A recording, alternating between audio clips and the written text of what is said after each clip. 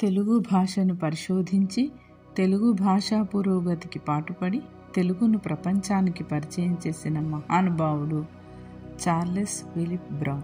CP బ్రౌన్గా మనందరికీ సుపరిచితులు.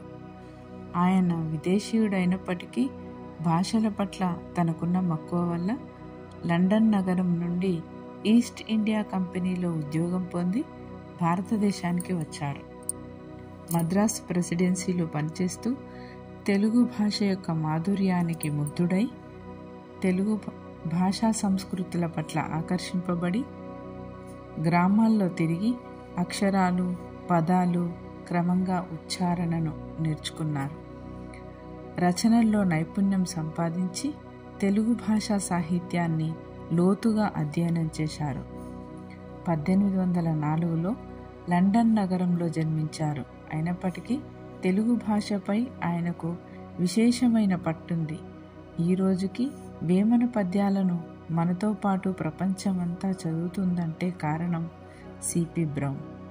ఆయన సేకరించి ముద్రించిన వేమన పద్యాలు పదకోశం, సిపి బ్రౌన్ తెలుగు భాషా నిఘంటువు తెలుగు నేర్చుకునే వారికి ఇప్పటికీ ఉపయోగపడుతుంది.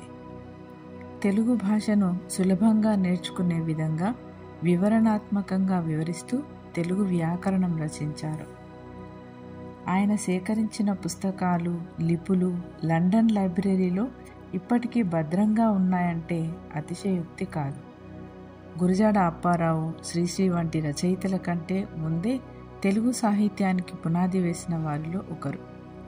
తెలుగు భాషలో ఉన్న గొప్పతనాన్ని, పాండిత్యాన్ని ప్రపంచానికి పరిచయం చేశారు. ఆయన కృషి అమూల్యం. ఆయన తపన మనందరికీ ఆదర్శం. ఆయన లేకపోతే వేమన పద్యాలు, పోతన భాగవతం వంటి విలువైన సాహిత్య సంపద కనుమరుగైపోయేదేమో. ఆయన తెలుగు భాషకు చేసిన సేవలు శాశ్వతమైనవి. ఆయన చేసిన సేవలకు తెలుగు ప్రజలు ఎప్పటికీ రుణపడి ఉంటారు. తెలుగు ప్రజలందరూ తెలుగు భాషను, సంస్కృతిని ప్రేమించి సిపి బ్రౌన్ను స్ఫూర్తిగా తీసుకోవాలి.